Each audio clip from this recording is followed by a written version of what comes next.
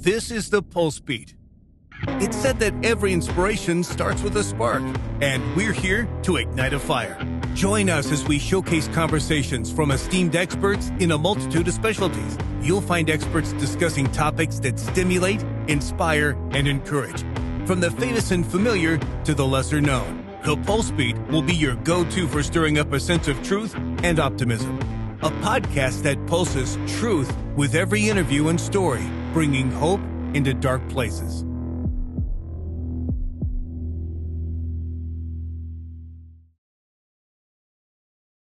Well, we're so excited to be back with you with Pulsebeat. Mike Smith and Keith Clearwater, sponsored by Cardio Miracle. It's just a privilege to be together. We're going to do something a little unique today. I think it's fun. I get to interview the great Mike Smith and learn about his life, his loves, his unbelievable sports background. It's a shame he's not just going to deliver it straight on, because he has a photographic memory. He's one of the finest people I've ever met, and he knows more about my life than I know about my life, and he remembers everything. So it's just fun to be with him. He's one of the brightest, smartest, most enjoyable people, and so gifted athletically that you're going to learn a lot, and it's going to be a fun time with him. He grew up in Southern. Or you're going to be thoroughly confused with my madness and my preparation. But you'll learn. I'm going to ask Keith to go to places that are hard and difficult, because I've had failures galore, and so you can fire away, and it's a thrill to be with you. So you know what I think the world of you. You're a great guy, and obviously a great ambassador for Cardio Miracle, but you're a great ambassador for everything, family, things that are important, truth, the game of golf, fatherhood, husbandry, grandfather, all the things that really matter in life as we hit our age, and you've lived a life very well. Well, this is about you today, and this is why we love each other. We're best buds.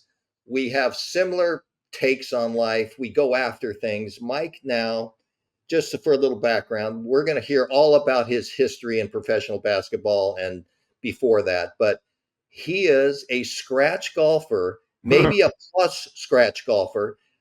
There have been days, I'm ashamed to say, on the golf course that he beat me. And that's how good he is. And he just figures out ways to do things. But we're going to go back. BYU. Okay. This is a guy, and let me get this right. He is the first BYU missionary to get drafted in the first round in the NBA. Now that's pretty unique. Just share with us briefly what that meant to you, what it meant to your family. A mom who's been taking care of you through all these years, dreaming for you to be their super stud son, and all of a sudden it comes true. First rounders, that just doesn't happen. So first round Celtics, go with it. Tell me about that history and what it was like when you're sitting there and you get picked first round. What happens to your brain? Well, first of all, I never knew or thought I was really great at sports. Now, the background and the stats and some of the successes in high school would say otherwise, but I never really thought I was better than anyone else. I just kept working at it. Like like as a freshman or sophomore or junior in high school, I didn't have these visions that, I'm good enough to go make it at any one of the sports I played. I just didn't. There's a funny story. When I'm a junior in high school, the summer before my junior year. So I've played 2 years of basketball, 2 years of volleyball, 2 years of football. And I had a guy on my my high school basketball team. He was a senior guard. He was 6'2", and he and his family and his parents were all into him being a collegiate basketball player. Like it was their dream. And he was good. And, he had been a junior on the varsity when I was a sophomore on the varsity the year before, but he was not a starter. I was a starter that year. But his family was into everything. They knew where all the summer leagues were. They knew where everything was. And one day he called me in the summer. He goes, Mike, I play on this AAU team in downtown Los Angeles. It's the Los Angeles Pro Summer League. We're short a guy. Can you go? Here's how naive I was, Keith. I have no clue. My parents have no clue. I did have an older brother who played lower level college basketball. So, I mean, I was into it, but not like where I knew where to go and have all the right training. I just was tall and whatever. And so they took me along. Well, we're warming up in this game, and I'm just a nobody playing on his team. First time I ever go to this game, it is at Cal State Los Angeles. And the guys on the other end of the floor are all dunking in warm-ups. And, at this point I'm 6'8", so clearly I'm dunking and doing those things. But I didn't know who any of them were. And so we played the game, and our team happened to win the game. And I think at the end of the game, I had 42 points in this Los Angeles Pro Summer League. Granted, this is the summer before my junior year. I would say 95% of the players in the game were all summer before their senior year. When we got in the car and drove home, the reaction of my friend, me going to play in this first game, and his parents was just unparalleled. They're like, you did it. You're now going to get a college scholarship. Like you're, and I'm like, what are you talking about? Like, I didn't even know, Keith. Well, then they started naming the guys on the other team and where they were going. Like, they'd already signed their college scholarships. There was Kevin Holmes. He was headed to DePaul. There was Kerry Bogney headed to Kansas. They started naming all these guys, one guy going to North Carolina, 3 guys to USC, UCLA, up and down the West Coast. I had no idea who they were. I just didn't come from, let's say, parents who were into sports. And I was never the strongest, quickest, like those things. I might have been one of the smarter ones. I don't know, because I was always trying to figure out better ways to score. But I always was a little coordinated. So I will give you that. And I don't know whether I developed that through many, many years. But I was the kid at age 5 and 6 who could, run full speed and catch a baseball over his shoulder like a Willie Mays, or catch a football that way, or throw a ball at a target. I was always that guy when we play pickleball, not pickleball today, but old-fashioned wiffle ball with what is now a pickleball. And we put a pallet up on the garage. I could hit the corners of the pallet and things like that. But I don't know. I love trying. And I guess at that age I was unafraid. And I don't know. I mean, you took me to my draft moment. I guess when that time came, I knew I was going to get drafted. But that was kind of both a thrill and not a thrill, because I grew up in Los Angeles, so I was the biggest Laker fan in the world. Yeah. So you can imagine the first 3 years of the 80s when the Lakers are winning titles, and then it's Boston in the middle and the Lakers at the end, right? The Lakers in the 80s win 5 titles, the Celtics win 3, and the Celtics keep the Lakers from winning another, and the Lakers keep the Celtics from winning 2 others. So I think they're in the finals maybe against each other 6 times. Philly and Houston are in there in the East and West, kind of mixing into that decade. But that's when I'm watching hoops, playing in high school, freshman in college. And then I get drafted by the Boston Celtics. I think I lied through my teeth at my press conference to say it was a dream come true to play for that franchise. Yeah. Like I loved Magic and Worthy and Kareem, and those were my guys. And You're playing against them. No, I did not like Bird and McHale and DJ. And I walk into training camp the first day, and there they are. Like, there they are in the flesh. And I'm just like, this is surreal. Yeah, I would think so. But it became very real right away. That's amazing stuff. I'm going to back up just a second. Yeah. We were playing golf somewhere. Yeah. And this is interesting for people that want to learn about Mike Smith. They were bragging about you being an all-state quarterback. Okay, you're a 6'10" guy. And all of a sudden, you're known for playing for the Celtics, being the superstar at BYU and going on. And they're talking about that you were one of the best quarterbacks in the state. tell me about that and playing two sports. I mean, that's really remarkable that especially 6'10", that had to look funny out there having this big old guy out there throwing strikes to people. I should bring up my phone and show you pictures because it did look funny. Our offensive line was really short, except our center was 6'3". That helped. But the rest of the line. Did you go on center? Oh, yeah, we took every snap under center back then. So there you go.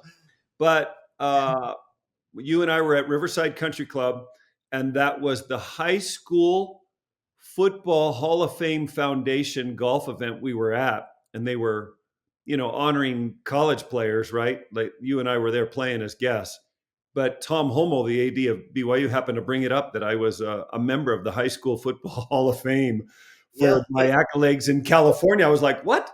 And so you were surprised. I think most of the people there knew me as a basketball player. They were surprised. I'm really fortunate I went to a football high school.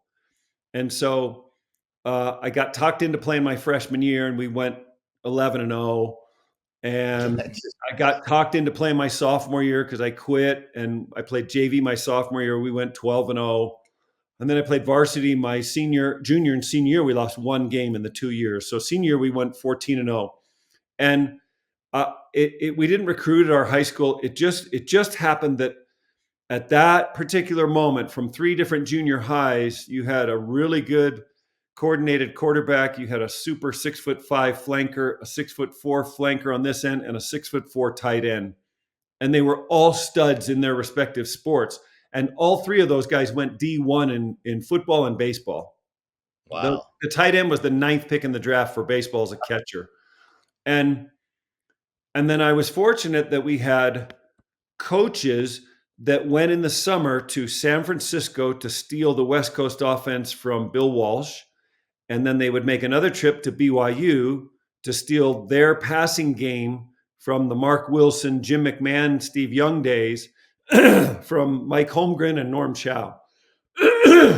And so we were, kind of a red, white, and blue team with really tall players at the skilled positions, and we threw the ball 40 times a game. How fun. 40 times. The only time we ran the ball were draws. Yeah. Like they thought we were going to pass every time, and we would just hand it off every once in a while. But we developed this little short, quick passing game. So 90% of my stuff was 3- and 5-step drops and get rid of it.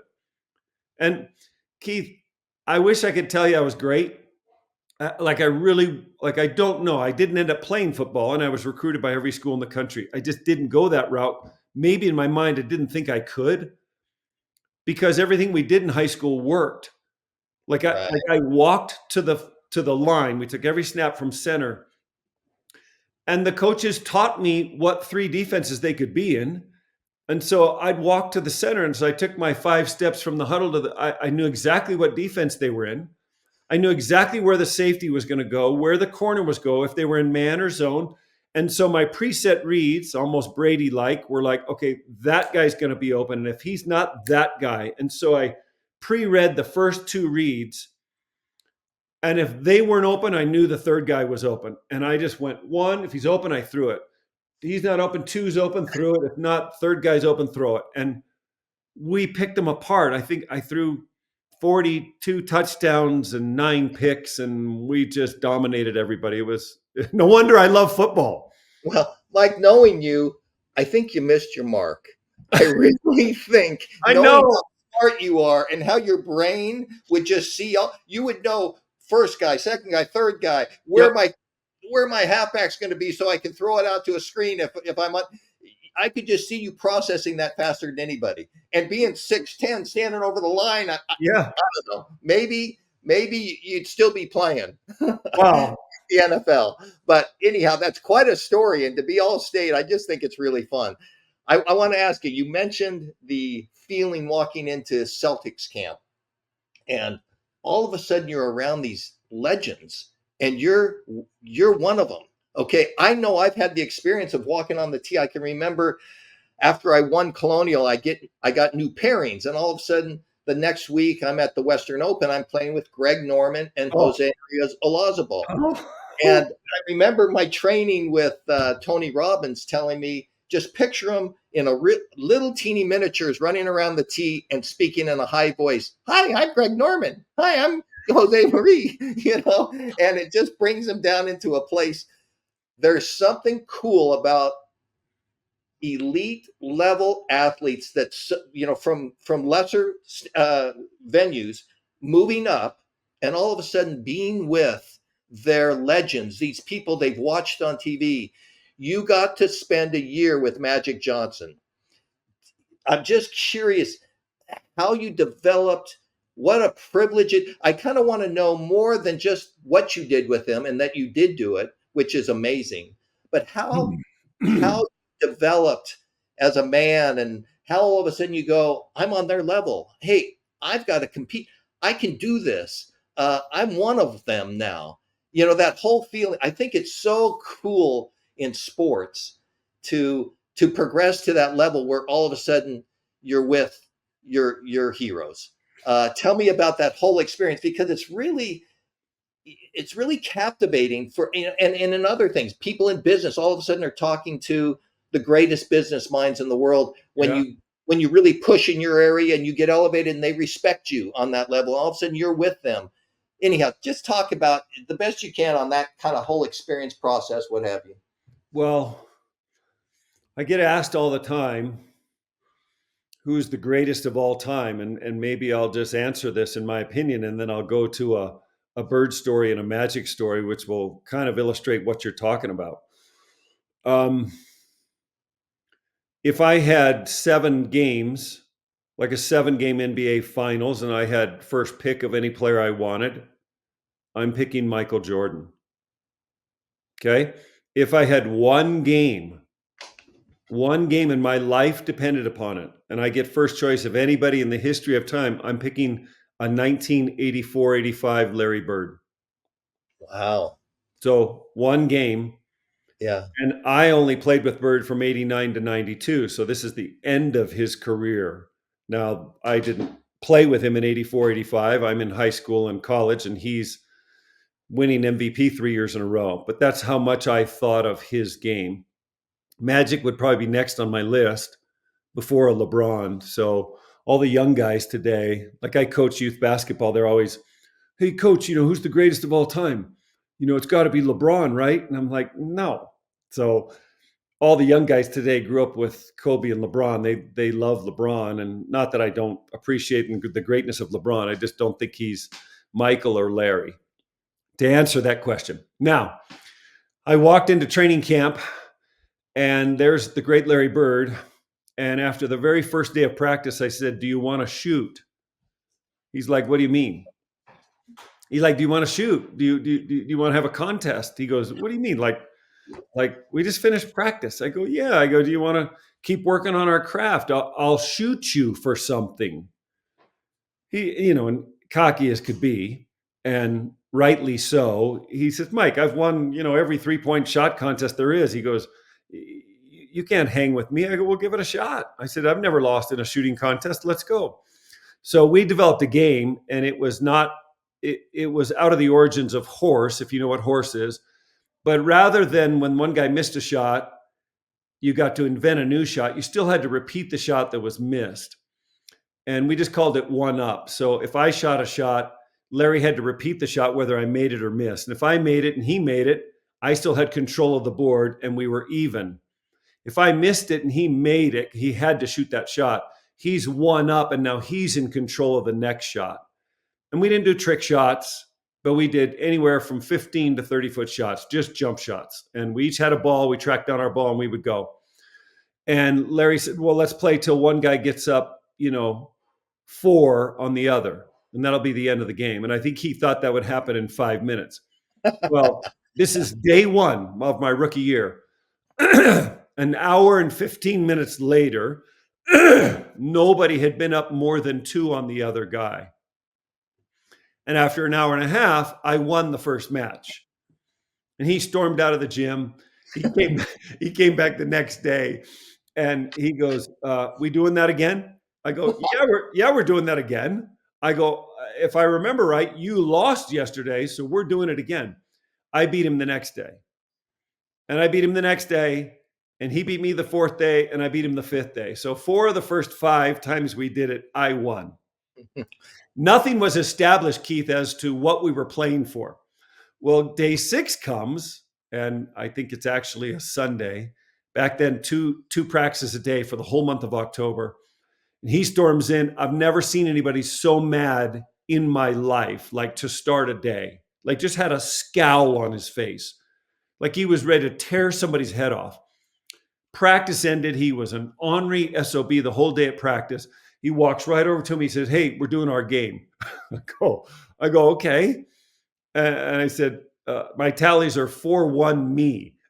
And he goes, yeah. He goes, "We're still going to do it. We're going to do it. Matter of fact, we're going to do it the rest of the season, and we're going to do it for $100 a day." No, $100, $50 a shot was what he said. And we're keeping track the whole year. And Keith, he was making $4.5 million. I think I was making 400,000. Maybe I was the least paid guy on the team. He kept track in a little notebook of everything.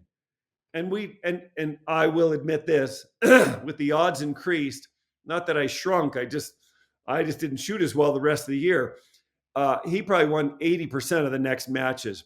And I literally remember being on the bus and getting our check or our cash in an envelope for per diem for an 8-game trip, and me handing the whole envelope to him, one seat behind me in the bus. So he was the best I ever saw, the best I ever played with. And ironically, I had the same skill set as he did, but he was just a little bit better at everything than I was. He was a little better shooter. He was a little stronger. He was a little smarter. He wasn't quicker. He was a little tougher. He was a little better rebounder. He was a little better passer, but I had all the same skills he did, but he was just better at all of them by this much. Yeah. You know, it's kind of like you and whoever was the ball striker of your day, just being just a tiny bit better. He was, a foot or two closer to the hole than you were from 100 yards or 150 or 200, or he made 1 or 2 more putts than you did. I mean, it's like that incremental. But in the eyes of my coaching staff, they were like, "Oh, Mike will never make it. He can't beat out 30-year-old Larry Bird." Well, I looked at him and said, "Nobody can." Nobody can. He's not only the best on this team, he's the best to ever play that position. Yeah. But he was fun. He had unbelievable confidence, Keith. He had the unique ability to never remember a miss. Like it was innate. Whether he had trained himself to do it or whether it just happened, he never remembered a bad performance, a missed shot. He shot every shot and approached every game like he was the best. Nobody would stop him, and that every shot was going in. It was an unreal lesson. How quickly did you get to the point where you felt comfortable in this environment? You walk into this scenario, you're a punk LDS kid from BYU, and you're now a first rounder, so you feel some obligation to perform, and these guys are superstars. How quickly and how did you do? I mean, when you walked in, did you go home and go, "Oh crap, I'm over my head," or I can do this, or what were your emotions? I want to know more. Dirty, deep, hard. Okay. How tough was it for you to make that change, that adapt to this whole new world of the high? And they're the most looked at team in the NBA. They'd won 3 titles in the 84, 85, 86. I joined them as a rookie in 89. So they have not won the 87 and 88 championships, which the Lakers won. The Lakers won 87 over that same Boston team. They won 88 over the Pistons team. So now it's 89. And Bird had sat out 76 of the 82 games the year before I got there with heel surgery. I remember that. He played the first 6 games. This was year 10 for him, I think. His previous 9 years, he's first team All-NBA all 9 years, as a rookie through 9 years. Year 10, he starts with heel surgery as a 30-year-old, 29-year-old, and sits out the whole year. And he's been off for a year and a half. And now he comes to camp my rookie year. And so the hopes are, as you might imagine, through the roof for this team. They returned the whole team. Brian Shaw, who was their first pick the year before, had gone and played a year in Italy. So he was a rookie, in essence, the same year I was. Was Danny with you at that time? Danny Ainge had been traded the year before I got there, mid-season to Sacramento. Okay.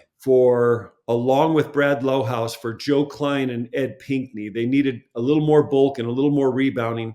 And if you remember back then, Keith, every team had 3 point guards and 3 centers and only 12 guys on a roster. So it's way different than now. There's almost 1 center on every team now. You might still have 3 point guards, but one of them's probably a dual guard now. But anyway, I put on a lot of weight and strength prior to my rookie year, which was a mistake. I should have played, and I know this now, I should have played at the weight I was quickest. And I played my whole career at 225 at BYU, and I was an agile 6'10" small forward who could shoot and play outside. And I put on an extra 12, 15 pounds of muscle, and I showed up to camp at 240 and, 2-a-days for a month, and I got shin splints. And so shin splints are brutal for a basketball player. If you don't have those, that's the inner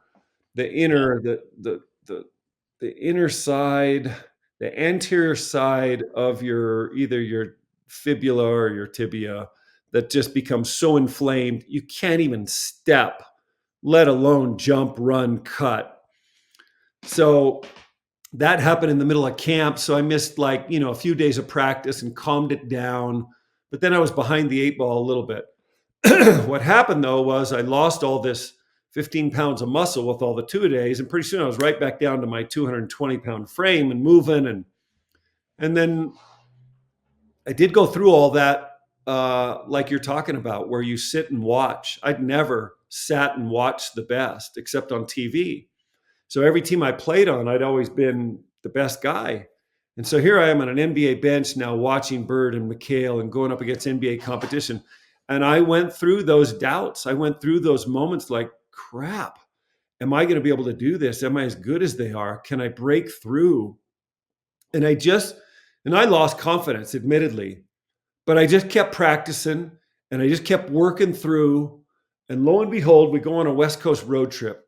So now it's middle of my rookie season. I've played 4 minutes a game for about 25 games at this point.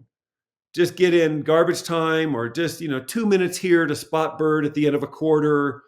Right. You can imagine your stats don't look very good, right? You get 2-3 minutes, you get no rebounds, you took 1 shot. Yeah. Coach the next day says, I put you in for 3 minutes, you did nothing. I'm like, what? I touched the ball once. The no rebounds came my way, but in the box score, it looks like you did squat. We go to the West Coast and we start this trip. In, I think, LA. And we play the Lakers, and I play like 4 minutes and I make 1 shot. The next game, 2 days later, we play the Clippers in LA. And we're beating them so badly that I get in the 4th quarter and I play like 8 minutes and I make 4 or 5 shots. It's garbage time. It's against their second unit. Nobody cares. We then go to Utah. Utah's good in 1989. Yeah. It's just Stockton and Malone. It's not their finals teams, but they're good. And they smash us. Like we're down 18 going to the 4th quarter. I get in the final 6 minutes of the game. You can imagine 1 year removed from BYU, I have 30 people at the game. Yeah. And I get in for 6 minutes and I make a 3, I have a dunk, and I make 2 other shots. I score like 8 points in 6 minutes. I don't miss a shot. And, my family and friends were all excited. You played, you scored, you did great, but Utah kicked your butt. The next day we fly back to the West Coast and we play the Warriors. This is not the Steph Curry Warriors, but this is the Tim Hardaway, Chris Mullin, Mitch Richmond Warriors. You're from Northern Cal. You might know they call them Run TMC. Don Nelson is the coach. They're pretty good. They're a playoff team, but not a contender. Anyway, my brother lives in Northern Cal. My dad drives up to the game. My dad's brother lives in Walnut Creek, California. So he's there for the game. I go to shoot around at 9:30 in the morning. My brother calls me and says, hey, let's go play 18 holes of golf on the day of the game. Keith, I'd never done that. I'm not into golf yet, right? Like I am now. And I'm like, okay, that sounds like a blast. I don't have to be to the game till 5:30. I'm done at 11. Let's go play.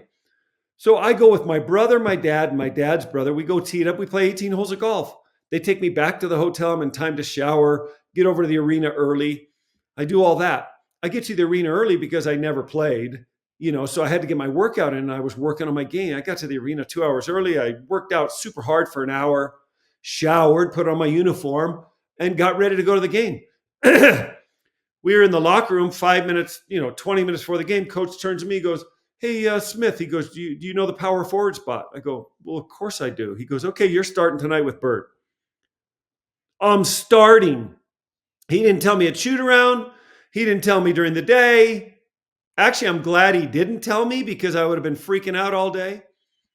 And so, believe it or not, here's Bird and I with the same skills playing both forward spots.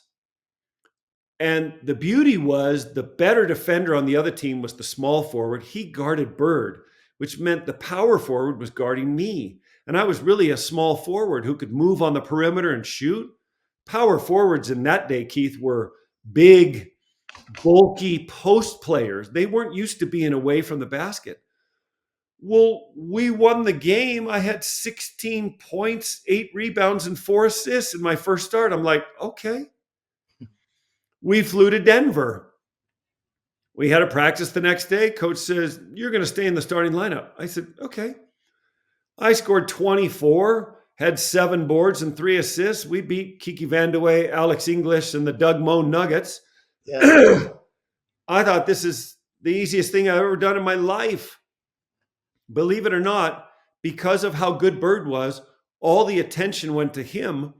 Nobody even cared about me. Like I was shooting practice jump shots. I was so open. It was ridiculous. So that we went home to play Dallas. Dallas at the time coached by Dick Motta, who had been a college coach at Weber State, had been an NBA champion head coach from the Washington Bullets in the 70s. He has a guy on his team named Roy Tarpley. Roy Tarpley kind of got involved in drug use and washed himself up, was out of the league in like 7 years. But he was 6'11". He played at Michigan. He was a beast. And he led the league in offensive rebounding at like 3.5 a game. So coach says to me, Mike, you're starting tonight against the Mavericks. He goes, I don't care if you score 1 point. Just don't let Roy Tarpley get a rebound. Keith, he didn't get 1 rebound. He wasn't into the game. I boxed him out the first 4 times. He never tried again the rest of the night. I finished with 21, 5 boards, 4 assists. We won again. I was like, this is like the easiest thing I've ever done. I'm going to score 18 to 20 points every game I ever play. NBA games were long. I couldn't believe the number of open shots I was getting. Anyway, that little stretch of starts for me lasted 8 games. Only 8. In those 8 games, I averaged 18 points, 7 boards, 4 assists. I shot 50% from the field. We won 7 of the 8 games. And then for some reason, coach said, Mike, Mikhail wants to start. You got to imagine back then, coaches made about $200,000, unless your name was Riley or Jackson. Right.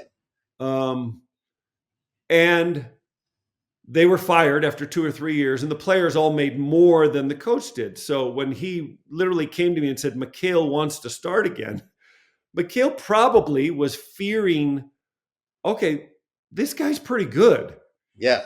And I don't like this, so I need to get back in the starting lineup, which was fine for me because I thought, okay, now I'm established. Like now I know I can do this.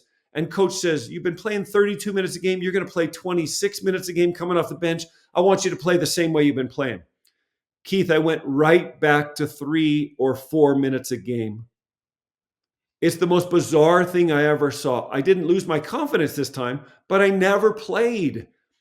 And so in retrospect, I think I just went to the wrong team. Yeah. It's nothing against them. They were established. They had veterans, Bird played 42 of the 48 minutes and he wanted to play the other 6. It's not like today where they load manage and want to Right. extend your careers. They Sure. they just played, and I didn't play. And I honestly feel like had I been selected by another team that had a need or was in a rebuild or was in a growth stage, I would have played, I would have figured it out, I would have lasted some 12 to 15 years. As it was, by year 3, we had 3 point guards go down my 3rd year, and they released me because I was the least paid guy on the team, and they had to find a point guard to run the show. They did it regrettably. I had 2 years left on my contract. They honored those. But being, let's just say, released or cut or fired in a business world from the great 17 championship having Boston Celtics was kind of like the curse of death for me. It was kind of like, whoa, whoa, whoa. If that organization says you can't play, even though it was circumstantial. Anyway, I really felt like from that moment on, I was a marked man with, like chicken pox, and they were looking for the scars. Yeah. It As I hear your story, and it's such a story that so many people go through in life, where we know we have capacity or talent or skill, and we've done it on certain levels, and we have an opportunity, and then for whatever reason, our dream doesn't fully materialize. And so my thought is, what somebody listening, I mean, you did amazing things. These weren't small things. These were amazing. But when that ultimate dream doesn't materialize, how do we pick ourselves up, get our brain right, go forward in life, and take on the next thing and say, you know what? I'm a champion. I mean, you are a thoroughbred. You are like made for greatness. And then all of a sudden, you can't control it fully, and it's taken from you. How do you get up and go, come on, Michael, let's keep going. What's next? How do we figure that out? I mean, because that's hard. I mean, every athlete, let me just tell you, gets to come to that reality when they may not be what they once were, and maybe they let themselves down and don't reach the ultimate dreams that they had and underperform, and then you got to go on with life.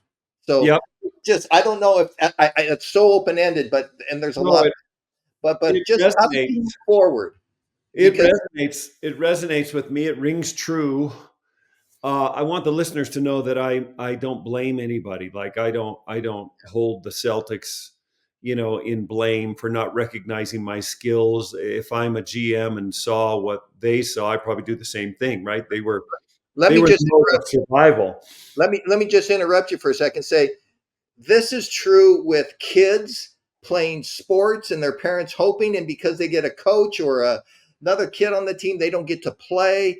It's going on at BYU with the backup quarterback to our guy right now, who maybe could shine brighter, but doesn't get that opportunity. I mean, there's so much to sports that's beyond your control. And I just got to stop. I'm going to let you keep that thought. And I want you to, but in golf, that's why I played golf, because if no coach, nobody could tell me I don't get to play or make money. If I shoot a low enough score, even if my putting stroke's ugly and I swing ugly and they don't like it, if I shoot the lowest score, thank you. I get to win. I get to play well. There's great freedom and privilege in that. Whereas in every other sport, you're at the, behest of everyone else. Even though you can be great, there are so many great players that get missed.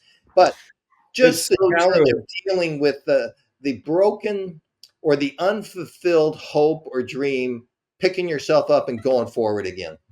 Yeah, no, it's really relevant. It's great. It hits at the core with me. There's some deep, tender, not only regrets and hurts that I've gone through, because those are, you're a first round draft pick. First round draft picks are supposed to play for 14 years. I played 3.5 years in the NBA, another 5 in Europe, and then at 32 said, I'm done with this. And that was pretty much to preserve a young family, right? I had a wife and 5 kids, and at that point I'm doing really well in Europe and the leading American scorer in the European leagues like 3 years in a row. I feel like I could have played for another 5 years, but I basically retired from playing. I felt like to jump overboard and save my family and make sure that they were intact. I went 1 year by myself to Europe because my wife and children did not want to go and live in a new city and learn a new language. And so that was a miserable year being alone. Even though I played great, it was miserable familially and emotionally. So I hung them up at that point. Let me just address the kid thing. I coach youth sports and I see it to no end. I see these parents who think that they have to be on the best club team or with the right coach and all those things, and they're pushing their kids to no end. I might just counsel anybody coaching or having children and putting them in sports. What it really takes for your kid to make it is A, some luck, B, some skill. If it's basketball, certainly some height. If it's football, some size, right? And E, most importantly, it has to be the thing they love more than life itself from age 12 to 17. And if they don't love it, but you do, it's not going to happen. That's But right. if they love it, then they have a chance. And then those other factors have to come in, right? Is he strong enough, or is he tall enough? Is he quick enough? Is he got enough skill, and can those things be accentuated? So it is a hard road. And we all get off the bus at some point, right? I get off the basketball bus, you get off the golf bus. It's not fun, it's not easy. So in a nutshell, being cut from the Celtics, I'm still in the middle of it. You pick yourself up, your agent says, I got a spot for you. I got this. Where do you want to go? This team wants you. I chose to go to Europe. That was probably a mistake. At that point, being in Europe, out of sight is out of mind. And my dream was to play in the NBA for a long time. I shouldn't have done that. Although my first year in Europe, I played in Italy, was all about me regaining my confidence and proving that I was as good as anybody. And I averaged 28 a game in Italy and led the league in three-point shooting and free throw shooting. Then I went to Spain the next 3 years, did the same thing. I did get rehired by the Clippers, played a season for them. That was redemptive in a way, Keith, to have been away for 3 years and have somebody recognize your talents and come back and make it.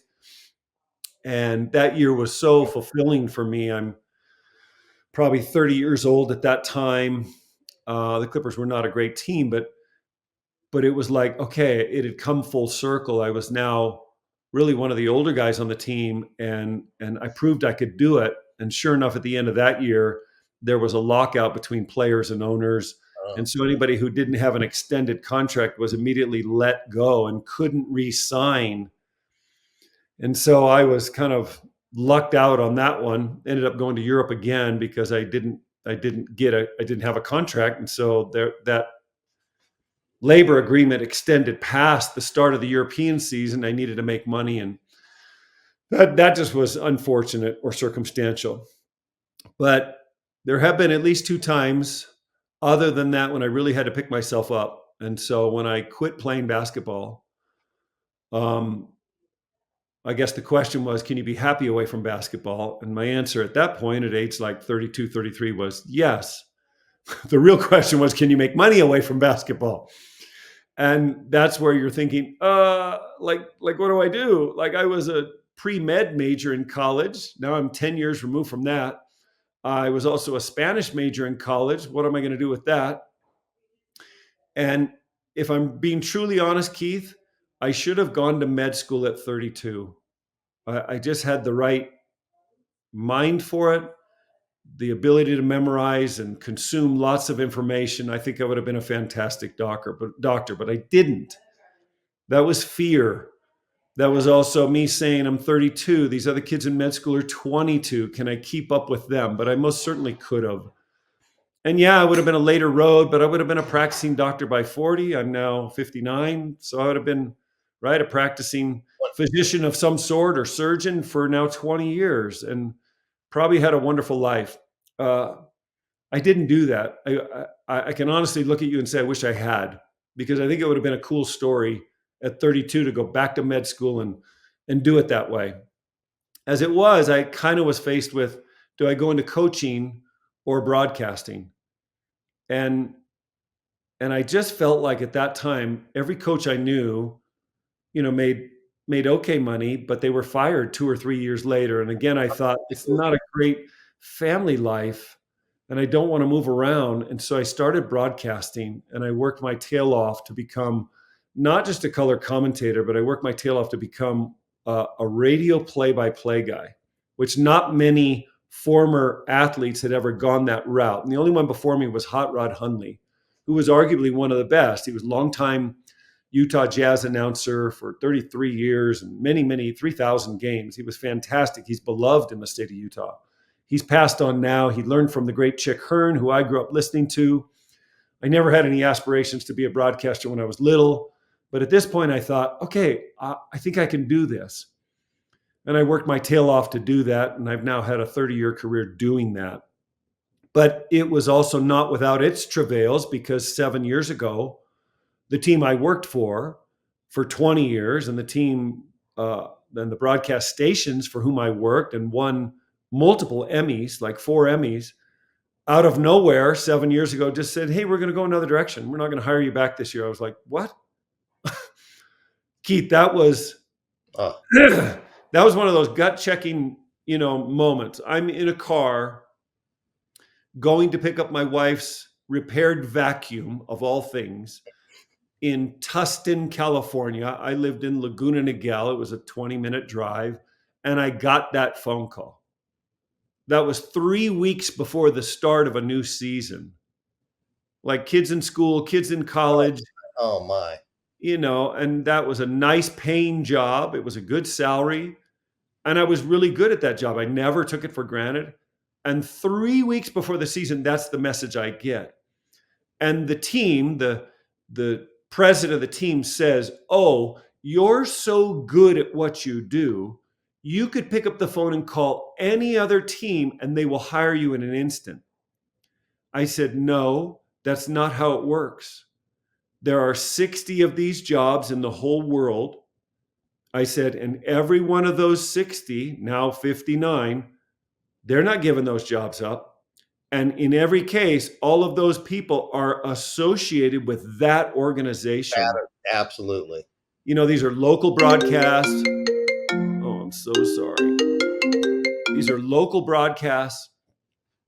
There's a fan base that aligns with that local personality, a former player, a voice they know. And that was another big gut check.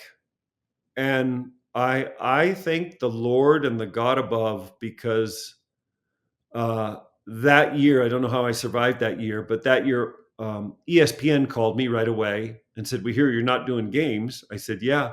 So they put me on 1 game a week doing national radio, which was a blessing from above. It didn't pay like the other job, but it was enough to let us survive. And then 1 year later, the Utah Jazz called. And it was out of the blue. It was the last team I had broadcasted against, if that makes sense. In the spring of 2017, the Clippers had lost to the Jazz in the first round. And during that first round series against the Jazz, I had made a point to meet all the people in the Jazz organization, just because we were having playoffs against them. So I met the president, I met the vice president, I met the director of broadcasting. It was almost serendipitous. And when a year later had passed, those two people, the president and the vice president of broadcasting, reached out and called me and said, wait a minute, you're not doing games? I'm like, no. And they said, we are going to find you. I don't know how we'll do it, but we're going to find you 35 games. And they found me 35. They found me 40 the next year, 45 the next. And then the next year they hired me full time. I mean, you and I both know in this day and age, I guess I was, whatever I was then, 55. You just don't get rehired in this profession very commonly at all. And I did somehow. And I think it was divinely appointed. But anyway, I love that. Those are gut checks, Keith. You just, I guess you just keep, your faith in a higher being. and prayers go up, and you keep putting yourself out there. And in a lot of ways, you have to reinvent yourself, because I've taken on new businesses now that I never thought of before. And you just keep trying, and I guess be open to the fact that you can do new things and you can do hard things. Because I don't know, when I quit basketball, I was in such a state of, I'm a failure after 10 years of playing, 9.5. I was very myopic, but I was like, this is all I can do, which was completely a wrong way to think. And it really channeled where I put my efforts. Now, I went into broadcasting and carved out a nice career into sports and basketball broadcasting. I almost wish, I told you I wish I'd gone to med school, but I also wish secondarily to med school, I should have gone into business, and I should have just, taken the people I know and then reached out to mentors and had someone teach me, and like I can do that and I can do that. And I should have been open to that, but I was very closed-minded at that time, and probably not realizing and utilizing the skills and God-given talents I'd been given. One of the things I'd heard, and quite honestly, I have lived by, thankfully, buying into it fully, and that is, you just can't get your self-worth from what you do. Yep. You have to be able to look in the mirror and go, Keith, you're a decent man. You love your wife, and on and on. All the things that are forever somehow have to be the only thing that really give you a sense of worth. And and especially when we're attached to our profession, like we have since we were kids, and that's so much a part of us. I'm a professional golf. No, you're a child of God. Yeah. You're a father and a husband, and those things have to, on your hierarchy of values, lead out and give you who you are, remind you who you are every day. And I missed when I so missed playing the PGA Tour, but I never got confused about why I'm uniquely special. And I'd say that humbly, and because I'm a child of God, because I know who I am, what my responsibilities are, and my joys, where they really are. And so I ask you, I know that came full circle for you, having to like place priorities. You continue to do it, but I don't know. I just for those listening, want us all to stop worrying about how we're perceived out there. And yes, we've done great things. I mean, you being first rounder with the Celtics and all the hope and expectation and aspirations you had. And I was first team All-American, rookie of the year, all these things. And when you don't quite meet all the things you could have done, you better be grounded, and you better be founded on the things that matter, and the things that no one can take away from you. Only the things that no one can take away from you are the things that your ultimate hope ought to be put in. And I know you've done that. I just had to share that because you prompted so many thoughts about how good you've done and shifting to your career. I wasn't great at it. Not that I ever lost sight of God and my beliefs, but my self-worth definitely suffered at the end of my basketball run, because yes, in everyone else's mind, it was like, oh man, you made it. That was so cool. And that is almost restoring to hear that. Like, you've done what no one else has done, not no one else, but what so few have done. Right. That is restorative and helps me. But I am that guy at the end of 9 years of playing who felt defeated, who felt, wow, what a failure. And it's come with time and perspective, that I've been able to look back and say, no, that was pretty sensational. Yeah, I never made an all-star team. Yeah, I never won an NBA championship. Yeah, I didn't make $50 million, but it still was pretty cool. Well, just knowing you The reason I brought that up is because that's where I think you've gone. You become this complete human being and you've battled for it. And knowing you, that's now who you are. That's what you're all about. And I love that. I just love that you're all the pieces are put in the right place. Well, And let's it's say not only I'm a work in progress. My kids listen to a band called AJR. And I think AJR stands for Adam, Jack, and Ryan. And they're these three, kids in their 20s who compose music out of their apartment in New York on synthesizers, and they do it indoors. But they have a song called Turning Out. And one of the lines of the chorus is like, can't you just wait to see how I turn out?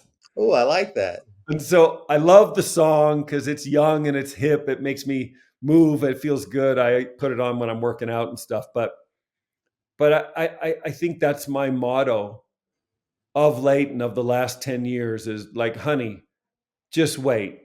You won't believe how I or things are going to turn out. And so I feel like I'm a work in progress, Keith. I feel like I'm so far from what I need to be and what I hope to be, but I'm willing to keep striving to be that. Listen, I've got you on here. I just so much want to hear briefly. I want two things before we finish. Yes. One, I want your passion for golf and this new part of life that just fires you up. I mean, we have this joy together. We play a lot together when we're around one another. We love it. We speak the same language. We still at our age have the same passion to be great at it, which is cool.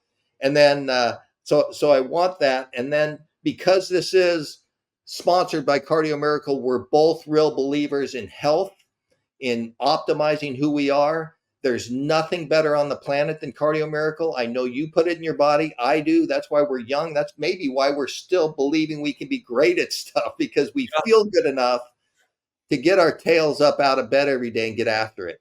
And there's a real privilege in feeling good enough to love it. So just Okay. Golf first. meld those two things together. Golf, Cardio Miracle, staying fit. That Oh, whole I started taking Cardio Miracle a year and a half ago. I went and did blood work before, and then I did blood work six months afterwards, and all of my numbers were way better. So I'm not a doctor. I am into eating healthy. I am into working out. I'm into all those things. I wouldn't say I'm fanatical, but I only don't work out one day a week, and I don't really have a ton of bad habits eating wise.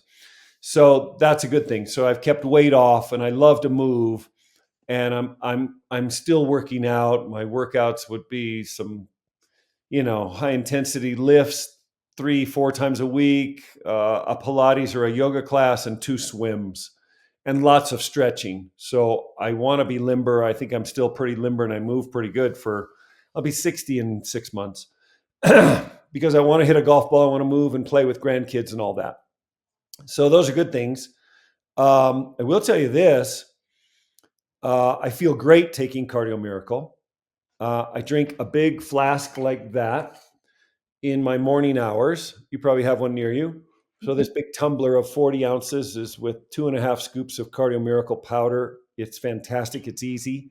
It absorbs beautifully in the water. It tastes like Kool-Aid. I just put ice and water to there. I put 2.5 scoops in. I'm done.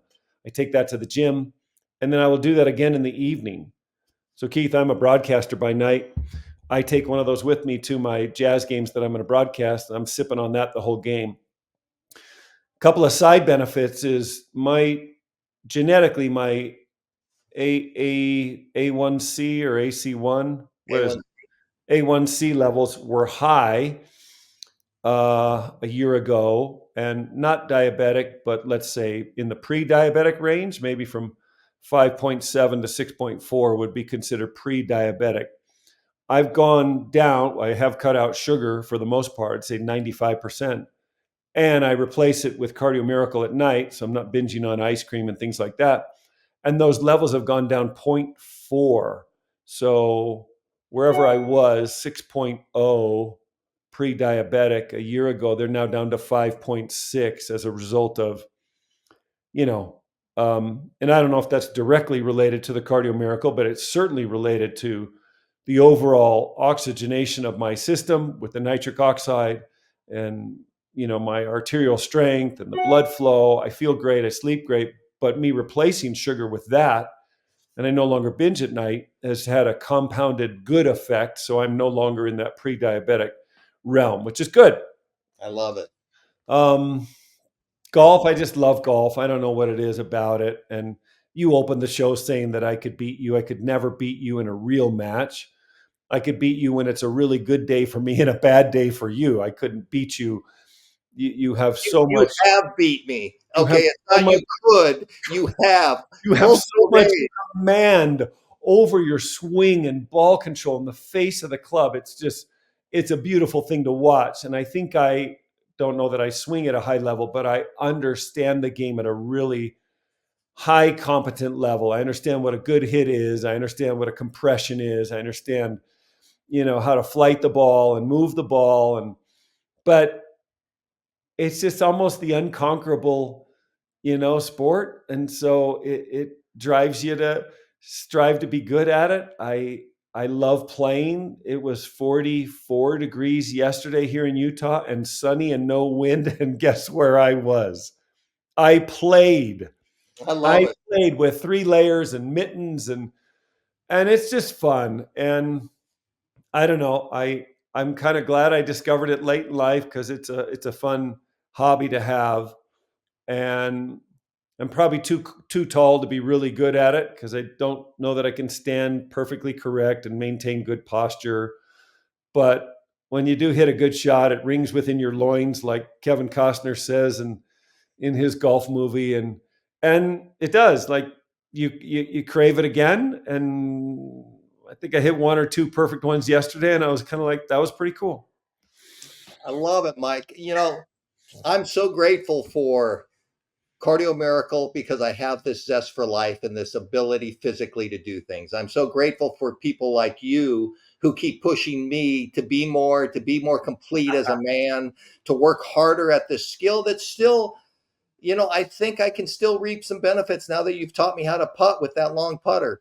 Yeah, There's, right. there's, there's so many blessings in our lives, even finding an outlet as you get older, for those that are listening, that really, it really matters. Find something you love, like Mike has this passion you can have for playing golf. There's something in us that we need to keep going. Don't sit around and watch TV. Get after it. Find something you love. But I just want to say in closing this that it's an honor to know Mike Smith. And we've learned about his life and what a good man he is, the battles he's had, the massive success he's had, and how he carries himself in life. Anyone that's been close to him in a casual setting, he just carries himself like a prince or like a king. He loves everyone. He's kind to everyone. He's mindful of who they are and thoughtful to bring. He remembers names and people, and he's just always curious about you. He's always curious, wanting to know more about you, and that's a real gift to know somebody like that. So learn from Mike, take in the stuff that he's had to say today. It's such an honor to know him. He's continues to be an example to me of living life greatly and going after and living on the highest level and doing the things that matter. So what a privilege to be with you. I just love you as a friend, as a brother, as a golf lover. We just have a lot in common. And I thank you for taking the time. It's fun. And hopefully many more years of Cardio Miracle and other things that life brings that are hard and are easy and are fun and are tough. And we just keep going after it. Well, what a pleasure. Thank you for having me. And Keith and I have known of each other for a long time, have known each other for, 20, 30 years and seen each other sporadically, but we have a friendship that has blossomed in the last 2 years, 2.5 years, as I've moved to Utah and we got involved with this company a year and a half ago. And it's a friendship I cherish. So I'm grateful for it, grateful for you. And thanks for having me on. What a blast to tell some old stories and talk about some fun times and hopefully many, many great moments ahead, right? I hear you there. Thanks, Mike. Okay. Thank you.